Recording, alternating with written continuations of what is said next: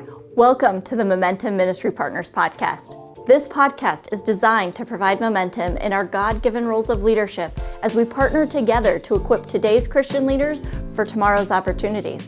Whether you're a pastor, youth leader, ministry volunteer, parent, or student, we want to be your go-to and most trusted resource for equipping and encouragement when it comes to your ministry and leadership influence. Thanks for tuning in, and we hope you enjoy this episode.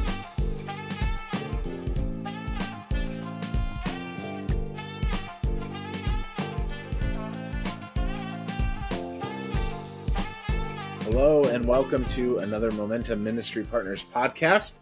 My name's Eric. I'll be the host for today's conversation, and I want to introduce to all of our listeners a new face around here at Momentum. Maybe not new to me, maybe not new to some people, but to you, to our listeners, it might be new. Donny Varney. How's it going, Donny? Hello, Eric, and hello, everyone. Hello, Momentum. It is, I guess, good to be seen and heard, and glad to be on this podcast. A known face. So, Donny, you have been, for the last 10 years, the sports pastor at the Bath campus, which for our frequent, regular listeners, the people who enjoy listening to Jeff is, in addition to being the president at Momentum, Jeff is also the senior pastor of Grace Church of Greater Akron, but specifically the Bath campus, which is one of the locations of Grace Church. And so you've been the sports ministry pastor there. But Donny, you just, as of October 1, moved over to be the vice president here at Momentum. So you didn't have to relocate like I did. So congratulations on that. But I'm excited to have you a part of the team, Donny. It's really cool to see you, what God's doing. And we want to tell some of that story today and just talk about what God's done in and through your life. So you ready? I think I am ready. Ready or not, here we go. I love it because Donny's like, you're just straight getting thrown into the deep end on all of these things. Yes. We were just on a call here the past couple minutes talking about Momentum Youth Conference and all the things that are coming up. And I was laughing with the team of, you're new to a lot of this, but I believe that you're the right person for the time, and I'm excited about that. So, Donny, tell us a little bit about yourself. Give us background, maybe history, what some of the hats you've wore throughout the years, in addition to being a husband and a dad. Yeah. Well, I won't go all the way back to the beginning, but yeah, I've been in ministry all my life. Went to a Bible college, and before that I was in a Christian school, and I've had all kinds of coaches and teachers and a mom, and later on a college soccer coach, and just in a youth pastor, and then an associate pastor, and then a senior pastor, all poured into me in unbelievable ways. And as I kind of look back on my life, I now realize just how much of a gift that was to me. And I think it's naturally become this, I call it like a stewardship of life. All the things that has been invested in me, I feel, I guess you can call it a calling, but I feel compelled. I feel like I'm supposed to be in ministry in whatever ways that God allows me to be in. And so I never really strongly pursued being so involved in local churches, but that's kind of always been what has ended up happening for me. So I kind of thought I was going to go down the education path, and I did that a little bit. I was a soccer coach for 9 years. I ended up being a student life director at a Bible college for a couple of years, and was involved in a couple different athletic departments. But honestly, most of my time has been wearing, like you said, a lot of different hats in and around the local church. So I don't know how many hats it is. It's a lot. I've literally overseen various ministries from like newborns all the way through to senior citizens. At a very young age, I was being entrusted with all those things, and have learned the hard way a lot of things. And But one consistent thing I can say, Eric, is I've known for a long time that I didn't really feel like I was called to be a senior pastor or campus pastor. I just didn't feel like that was my skill set or my calling. But after 20 plus years of being in ministry, my burden to help the local church, to support the local church, to support senior pastors and other pastors in whatever way I can, using whatever gifts that God's given me, just to help the local church win in general, has always been a very consistent thread in my life. And I enjoy doing that. I feel called to that. I want to do that. And I've done that for, to the best of my ability, by God's grace. That's what I've done. And didn't really think, just like most opportunities that have come my way, I don't think I've ever really done a good job of charting my course of where I thought my next step would be. It always kind of surprises me what's around the corner. And I would definitely say this opportunity that I've now entered into for the last solid 16 days with Momentum also somewhat caught me by surprise. But I think, like everything else, when you start to connect the dots backwards, it'll eventually make sense. And glad to be here with Momentum, and super excited about what God's already doing with Momentum and the people a part of Momentum. I think the future. I'm an optimist, but I feel like the future is very bright for what we have going on in the future. Donnie, that's well said. I think it's fun when you kind of look at, like you were talking about, connecting the dots and seeing. It's always fun to look back and see how God's led. I always say hindsight in ministry, especially, is 2020. But for knowing where God's led this organization, I would say I'm a product of everything Momentum's ever done. Jeff, to a lot of degrees, is grown up in the organization of Momentum, and the people who have gone before us even. And it's fun looking back and seeing how God uses those things. Our heartbeat, the irony is, we're all local church pastors. I was a youth pastor for 17 years. Jeff is still a senior pastor. You've been a student pastor. You've been a sports pastor. We love the local church. That is God's primary, model that he has set up, and he wants the church to win. We want the church to win. We don't want to be a typical parachurch that competes with the local church. We want to be a organization that equips the church of today in order to shape the church tomorrow. And so at Momentum, we really do envision this. You're talking about being the optimist. I am too, but we want to be the vibrant, trusted go-to resource that every church is empowered and equipped to thrive. And so our mission really is to come alongside of local churches and help give tools and resources. So, Donnie, to that end, you've, in the last even just 10 years, I'd love to hear, what were some of the things that your job description as a local church pastor, what was it that you did? Because for me, as an outsider looking in at what you did, you built teams that thrived and won in terms of effectiveness, in terms of accomplishing goals, overcoming obstacles. It was unbelievable.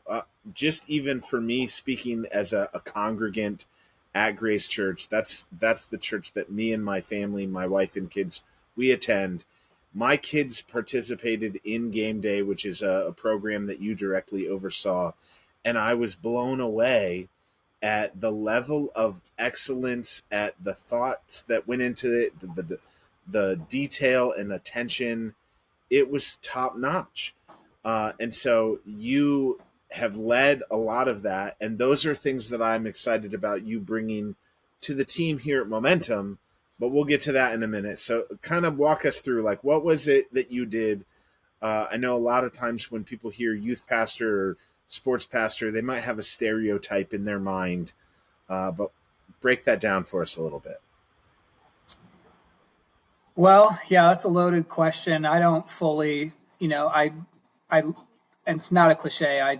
completely feel like any of the good that, maybe you've observed or seen and what we've all experienced in life when God uses, you in some small way, it is humbling, and you don't actually fully, by God's design, I think you aren't really supposed to know exactly how it all shook out.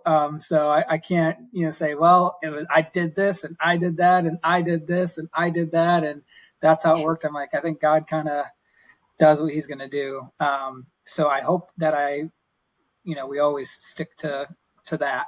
Having said that, I think that going back to what I said earlier, I think what happened when we read in Exodus, I don't know, Exodus 18, Jethro, Moses's father-in-law, kind of pays a visit to Moses, and Moses is pretty proud and pretty excited about all these amazing things that have happened and all the stuff that God's brought them through. And Jethro's like, hey, could I come and like spend a day with you and check out like how you're doing things?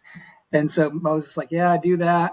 And then so they do that, and then Moses is like, so what'd you think? And Jethro's like, what you are doing is not good. What you actually need to be doing, if you will allow me, let me give you some advice. And he basically is like, the work is way too heavy for you, and everything is fun. Everything is coming and going from you, and it's never going to be everything that it should be or could be.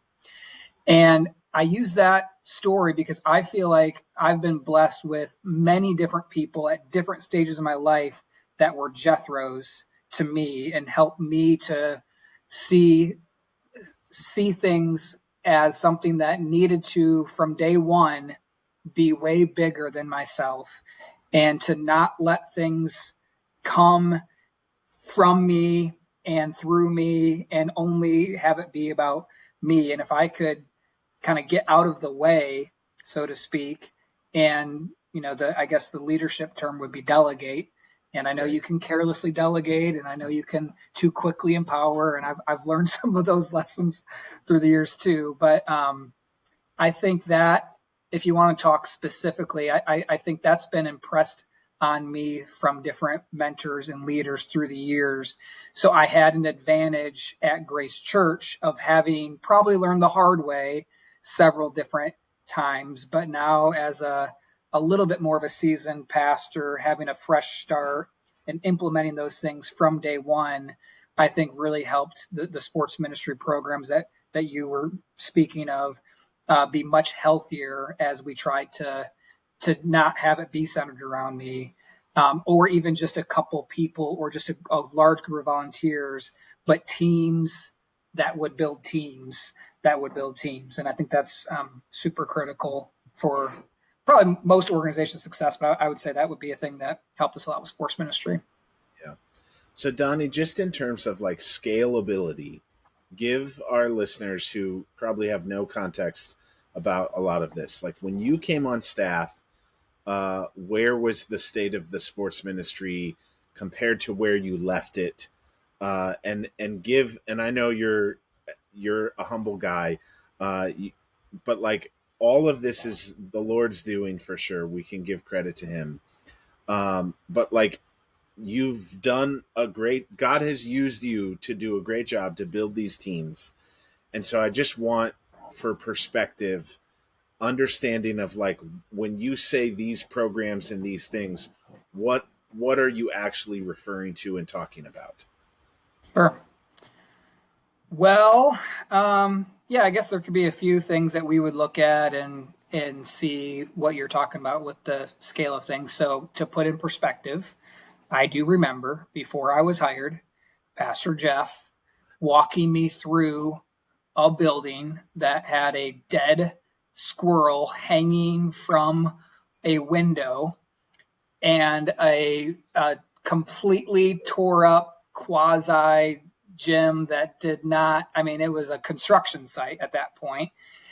And if I'm being honest, I've kind of had a fairly strong athletic background. So even like looking at the size of the gym, I'm like, can you fit even a full-size court in that gym? If we have any amount of people, will there even be room for them to? So I'm like, it was a night. I don't want to like downplay it as something that's not great or whatever, but I was genuinely questioning like how much actual programming could we do, and I was thankful for it, but I'm like, we'll have our work cut out for us. Things are going to be tight.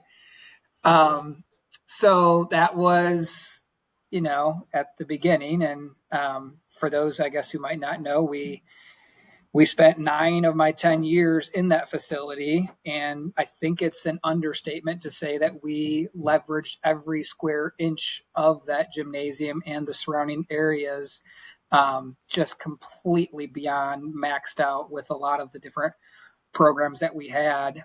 And I don't know, about halfway through my 10 years there, I'll never forget Jeff pulling me aside, and every conversation I'd had with Jeff up to that point was stop it, slow it down. The tail is up on the verge of wagging the dog.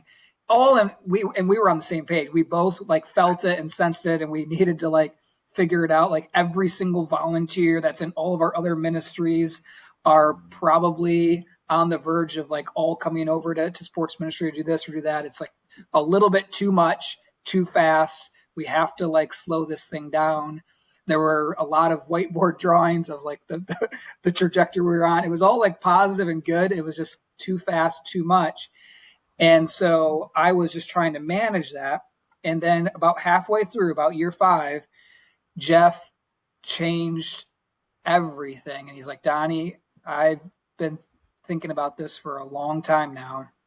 And I think what we want to do is we actually want to get the entire church behind this. And we're going to actually dedicate our entire 3 to 4 year vision campaign around sports ministry to get you and the team a dedicated athletic facility so that every single hope and dream and idea and thought and strategy and program can grow and flourish in all of the ways that we would hope. And it was a pretty cool moment.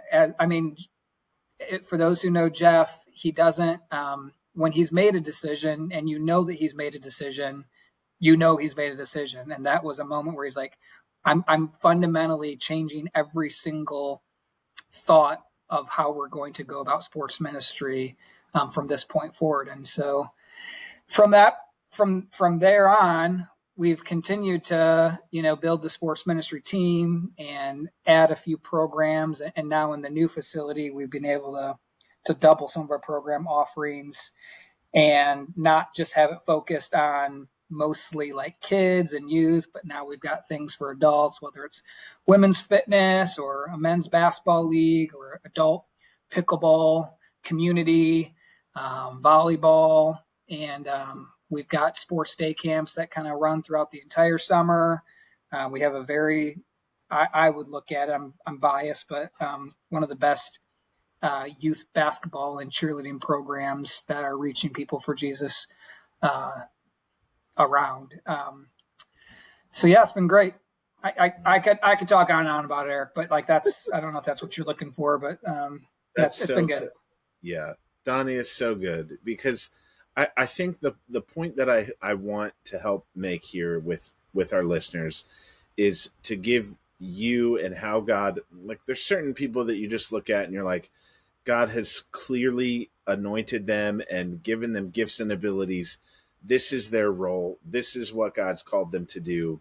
And Donnie, I see that written all over you of like, you can take, you have the uncanny ability to see things in people in an organization. You see the good, you see the opportunity, you see what it can be. You have the ability to take the vision that's given and implement it, and then to pass it off and allow people to own it and run it and maintain it. And so that is such a unique gift and skill set that I'm excited for you to be a part of the leadership at Momentum, because we've needed that and Jeff would say this even if he's here, like, with him being full-time pastor at Grace Church and part-time president at Momentum, with me and Katie Cole and Jesse and all the team here at Momentum, we need the grinder. We need the guy that's the you that you're going to bring and help build that team. So I'm pumped about that. Just Donnie, share even briefly about like, how did this come about, where you and Jeff started talking about like, what if you came across the aisle and started working for Momentum, and started, what was it even that God put in your heart that was an opportunity? Yeah, I think that we were just at I don't know what it was. It was called like a team leads thing that Grace Church was sort of putting on. And there was a lot of talk about contentment versus like discontentment, and a holy discontentment. And I don't think this is probably accurate. It probably will even not even sound right. But the way I've always said it is, the secret to contentment is to be discontent with the things in life that really matter. Because I think we always are, and maybe I just speak more from my personality, so probably hear it more from that, but I have a tendency to be discontent. And what that really means is like, I have a personality that's kind of competitive. I've got a personality that always wants to improve, always wants to get better, always wants more, bigger, better. And I know a lot of people are like that too. And so I don't think that's unique to me. But when it comes to like your life and wanting, like a phrase that I would probably champion a lot would just be this idea of, making it count. You want to make your life count. You don't want to be the one who's like holding back on what God has for you. And so just wanting to just, God, you slow me down, you push me aside, you put me in my place, but otherwise I'm going to, as long as I'm going after eternal kingdom building things, I'm going to go for it, and redirect me as you need to, but I'm going for it. And so if you have that mindset, the best you can, obviously it's not always that sounds better than it always plays out for me, but you get the idea. There comes a point where you have to be honest with yourself when it comes to, is it my time to move on from something and do something else? And the weirdest thing that with this whole sports ministry gig that I've been on for these past 10 years in the local church is, as the sports ministry team was at its sweet spot, and as the vision of sports ministry at our church could not have been clearer, and the resources could not be more abundant, and the amount of families that have financially now and from a volunteer standpoint could not be stronger. And now, as we are about to enter into a building that's 4 times the size of what we had prior, and having the opportunity to just be a part of that and develop that and lead the charge with it, with, again, the help of lots of people. I'm like, as all of that was happening, and you could like see the next 20, 30 years, which probably, if I'm being honest, that's about as long as I'm going to have in a full-time working ministry capacity. I'm like, it felt like a really sweet situation that I was in. And it just felt way too comfortable for me.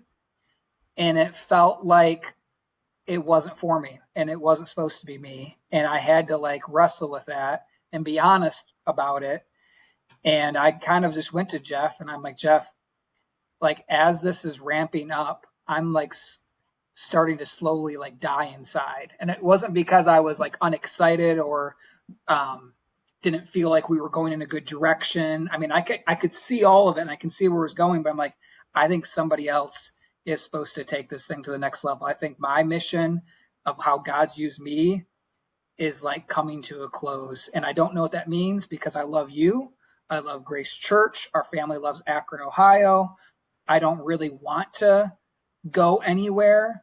And I told him, I'm like, and I don't think I'm called to be a campus pastor, and I don't feel like I'm called to be a senior pastor. So I'm not really sure what I'm going to do, but I owe it to you to at least just like let you know that. And we sat on that for probably 6 months and I think he kind of knew there was a chance that maybe I would end up doing something else. I was not sharpening my resume. I wasn't doing anything like that. I wasn't pursuing different opportunities, nothing like that. I just sat on it and I said, I've let Jeff know. He's my boss. He's my leader. He's my current mentor here at Grace Church. And we're just going to sit on this. We'll pray about it and we'll see what God does. And somewhere along the way, Jeff and I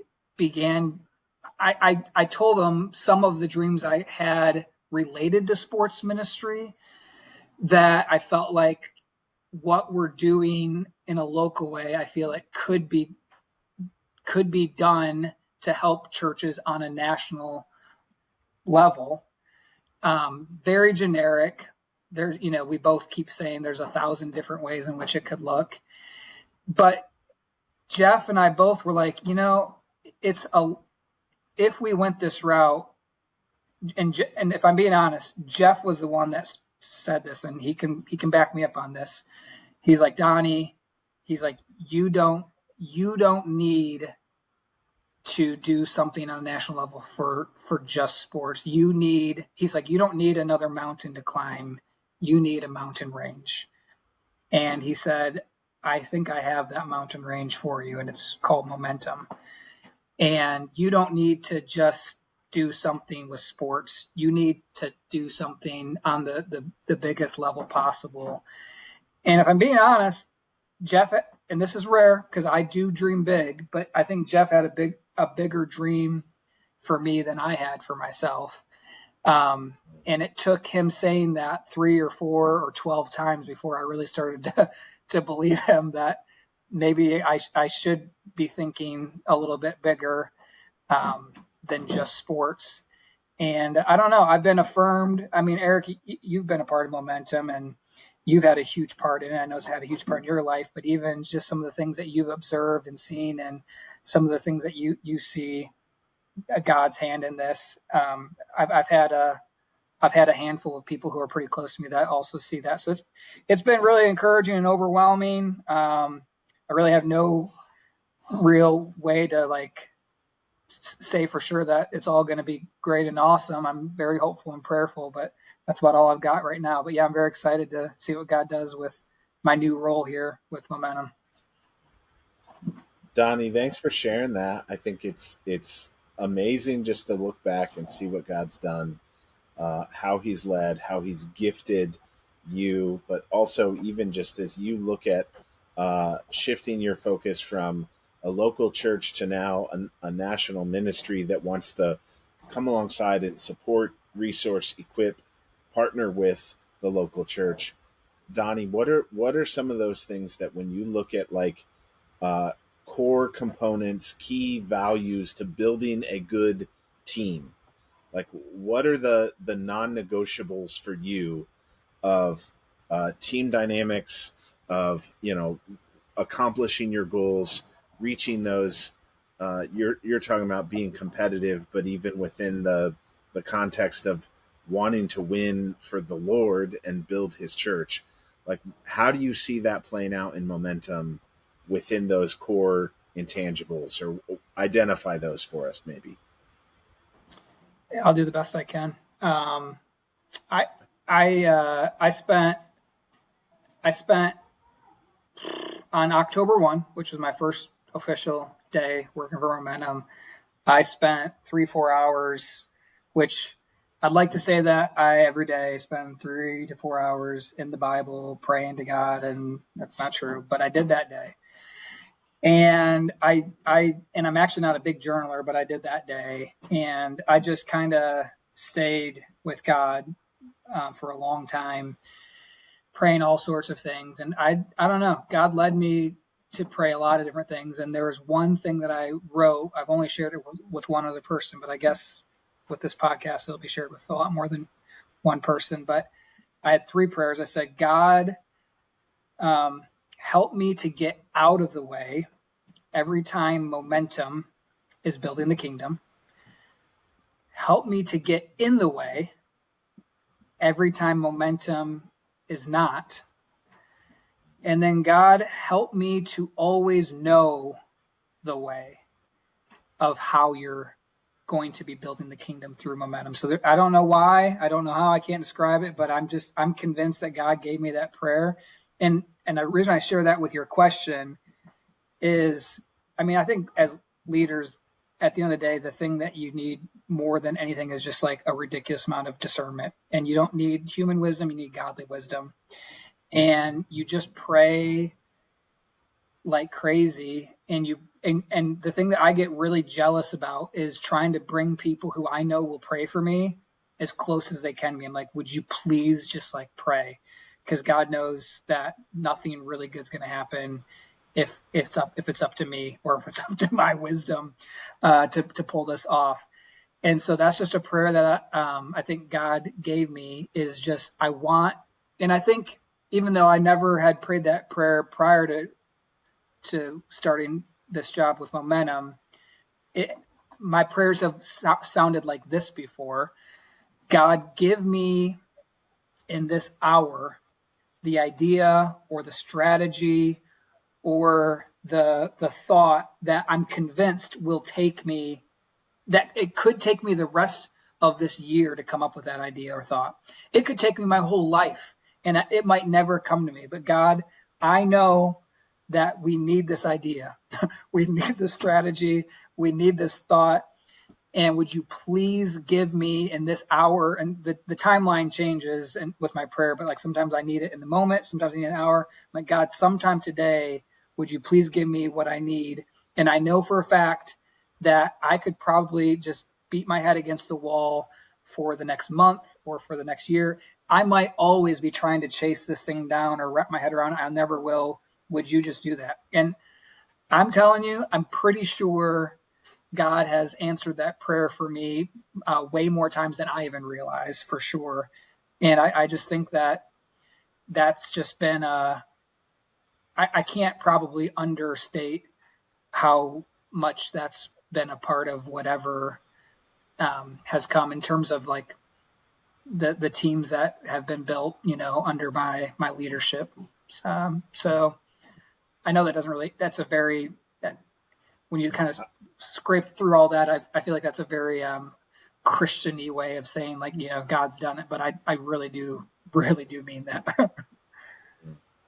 I love that, because I think, Donnie, what you're really at the core of it is like, there's my part, there's God's part, and there's your part, right? And so in any team, I need to know that I can count on the other people to do their part for sure, but that I'm going to do my part according to what God's called me to, according to what that, like, you're sharing this example. Thank you, by the way, of being vulnerable and honest with us about that, because like the things that God puts on our heart, that's what we're called to do. And I need to be responsible to do my part and to carry that out in order to be a part of the team, in order for the team to thrive and succeed and accomplish all that God wants to do in and through us. And so those things, those mantras, those visions, whatever you want to call it, those values matter greatly. So I cannot thank you enough for being willing to share that with us. Yeah, that's a really cool thing. Yeah, there's a lot of passages that have meant a lot to me through the years, Eric, and I look at the life of Peter, and I don't think I'm totally like Peter, but you can see like the Peter that Jesus initially met, and probably the first few years of how it went with Jesus and Peter, and all of the different times that Peter said something when he wasn't supposed to. And he probably was a very inspirational guy, but kind of a little bit misguided. And one of my favorite passages, and I do think it's a leadership passage, is in, I think it's 2 Peter chapter 1.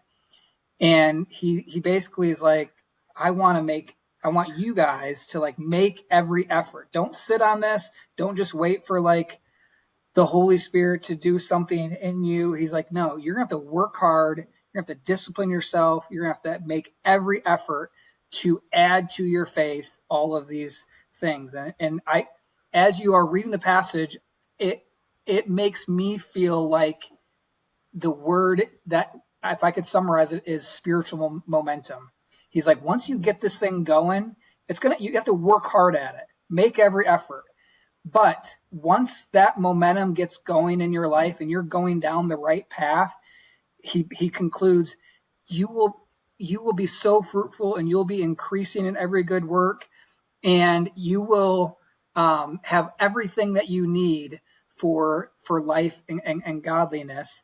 And then, as the leader of the church, Peter, to the people he's writing at, he's like, I'm not going to inspire you in the ways that I used to. Instead, I'm going to, I believe it is right, and God's made it clear to me, I'm about to die. But until I do, I'm going to just simply remind you of the things that you already know, and the truth that you've already been established in. I think the English phrase is, I'm going to stir you up, but I'm going to inspire you in these ways. And I think that it's so radically different than how he was at the beginning. And for me, I've kind of, as I get older, I realize more and more the value of faithfulness. And I think Peter got that. It was no longer these bold declarations of where things are where we're gonna go and what we're gonna do and how this is gonna look. And he's like, I think I'm about to die, and until I do, I think the way that I'm best going to inspire you is by probably reminding you of the things that you already know, but it's truth and you need it. And I'm just going to keep doing that day in and day out. And as long as I'm telling you the right things, I'm going to do that as faithfully as I can. And so that's been a journey I've been on. And I think there's a lot of different ways to inspire people and to lead people. But I think it has to come down to, like, point them back to Jesus and point them back to truth that maybe they already know and have been established in, but just keep doing that faithfully day in and day out in your own way and in your own example. So trying to do more of that. That's so cool. Well, Donny, that kind of leads into another question I have for you. Like, when you're working and building a team and you've established something and it's ready to, like, pass off, like Jesus did with Peter. Yep. He literally told him, you're the foundation, you're the rock on which I'm going to build my church. How do you know? This is maybe a question that every pastor asks, but how do you know when that person is really ready to take that on? And how do you, like, what does the process look like then of letting go of that thing for you as a leader, where maybe it's a ministry or program that you've been the key component to, you've built it, you've done it, and now it's like, it's hard to maybe pry your fingers away from it and actually give it to them. And we can all think of stories where that's been done wrong in a whole bunch of different ways. But in your mind, what does that process look like for how do you identify when they're ready, and then how do you actually help let go of it? Yeah. Well, I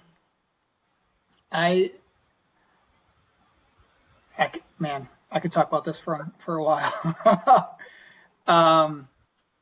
Yeah, I'm a real big believer in, like, just in general, believing in people, believing that people do have a very unique God-given skill set. And a lot of people don't fully know what that is. Sometimes they do, and sometimes you're just kind of affirming that, and other times it kind of needs to be developed. Sometimes it just needs to be discovered. Sometimes they need to have a few opportunities to try that out. But it comes down to that discernment. But, like, as a leader, as you are interacting with these people and seeing various God-given skills come out, you gotta, like, just take chances on that and just give it over to them. I know this is definitely not mine. It's probably, I don't know whose it is. It's some leader, but there will always be a place for those who replace themselves. And so I really believe in that. And so far in my life, that has worked out really well. And I think there isn't necessarily always a place for the leader who wants to try to maintain their place and hold on to their place and control that thing that they have. But I've always found that the more you can continue to replace yourself and the more you can empower and entrust and let go of and build into other people to have them take it over, that has always gone very well. I have messed that up. I have entrusted or empowered maybe too quickly, for sure. That's been my problem more often than not. It hasn't been a control thing. It's been a delegating too carelessly thing. So my issue that I always work with God is I need to be more discerning of it might be the most unloving, unkind, unhelpful thing to release somebody too quickly into something that they weren't quite ready for. So I've had to slow that down a little bit through the years. But in terms of letting that, I mean, for one example, probably the biggest thing that most people would know with our sports ministry program that we had at Grace Church is this basketball and cheerleading league called Game Day. Well, I had full ownership of that program, which is now in its 11th year. I had full ownership of that program for about a season. But by the end of season 1, I was the person who was leading every single meeting and every single decision and every single thing. But on the final week of season 1, I looked at this individual and I said, I want you. I said, I've watched you now for the past 4 months. How about you take over this leadership meeting for this final one? You've seen what I've done now for the last 9 weeks. You've got week 10. Why don't you go ahead and lead the troops and let's see how it goes. And he's like, all right, I'll give that a shot. And he did great with it. And I just think you have to do that as much as you can. Just let it go, and don't ever. By God's grace, I never want to be the bottleneck, unless I need to be, But I try not to be. Donnie, that's such a good example because I think when in our heads as leaders, we can quote all of the leadership principles. We can recite them. If they're 70% or 75% as good as you, then give it to them, and trust God with the rest. And if the Holy Spirit's using you, then He'll use them too. And there's all these things like the faithful, available, teachable. Then they're ready, and you give it to them. And the I do, you watch, and then you watch and I do. There's all these things that we know and we could recite and teach on, but actually doing them and actually handing things over and actually implementing that is a whole nother ball game. And so to see somebody when you do that and you've done it well and over again, and you replace and you delegate and you build up and you turn over those things, I just think there's something that you can't explain in God's kingdom. It's this unbelievable it factor that the Lord uses in powerful ways, and it's not how you would have done it. And it's right. But you're like, wow, praise God, that worked.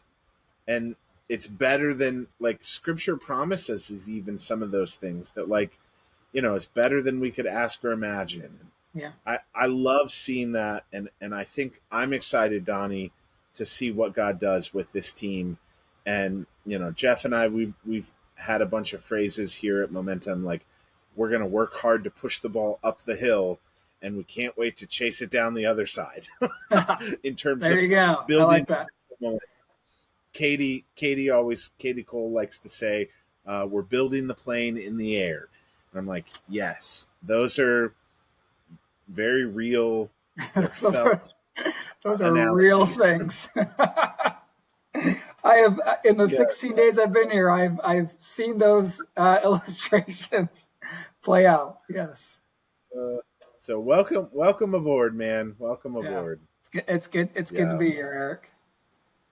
Well, Donny, what's one thing that you're looking forward to in the next rest of the month, rest of the year, just even this season of you getting on board? Or what's one thing that you're looking forward to, just seeing God do in and through Momentum Ministry Partners? And then give us, how can people reach out to you and get connected to you, and give them your email address if they want to connect with you and learn more about you.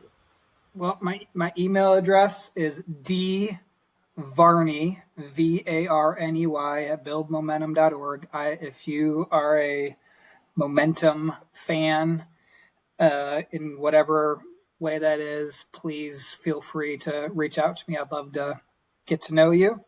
I have really enjoyed getting to know the Momentum staff. So for our listeners here, there's, I think, about 17 who are either full-time or part-time that work for Momentum. And I had the privilege on day 2 and day 3 of my time here at Momentum to go on a retreat. And over half of the staff I didn't actually really know. And so that was just a blessing from God that I had a chance to spend hours and hours with a lot of the staff at Momentum. So that was super great.